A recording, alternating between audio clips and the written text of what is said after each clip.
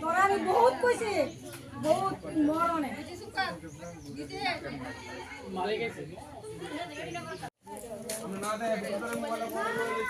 এই দল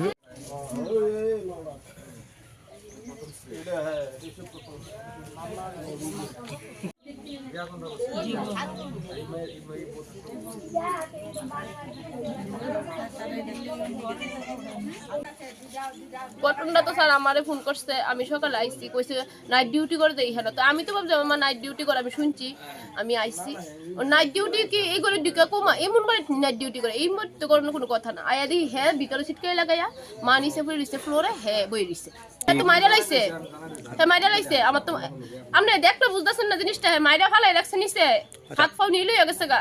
কল্পনা দেবনাথ, হ্যাঁ নাম শঙ্কর, শঙ্কর বলে ডাকে মানুষ, আমি আদৌ জানি না হ্যাঁ নাম কি, এর বউ আছে হ্যাঁ নাম জানি।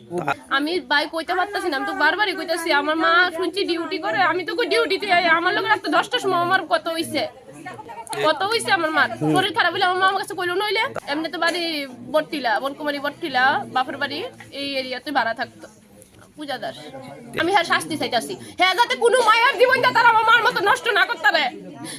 আমারই না বুক খালি হয়েছে, আর তো কিচ্ছু না। আমার তো ভাই বোন আর নাই, আমি কি ওর কাছে আশ্রয় লইতাম? হ্যাঁ শাস্তি যাতে কঠোর শাস্তি দিতে হবে। আমি এর দূরে আবেদন করি হ্যাঁ যাতে কঠোর শাস্তি হোক। হ্যাঁ ফুলের মতন দুইটা বাচ্চা আমার মুখের দিকেও চাইছে না, বলে তাই তো একটা মায়া আছে, আমি জানি এই মহিলাটাতে কষ্ট দিয়ে আমি মারতাছি। আমার মা সাইডটা এসে দেখেন এর মুখে দাগ আছে, আমার মা মরণের সময় সাইডটা এসে নোকের দাগ আছে গালে গুলে দেখেন। মহিলার উপরে চলনে লেগে বউ বাচ্চা ছেড়ে দিয়ে এই মহিলা কাজ কইরা হেরে খাওয়ায় বাইক কিনা দেয়, ইটা করে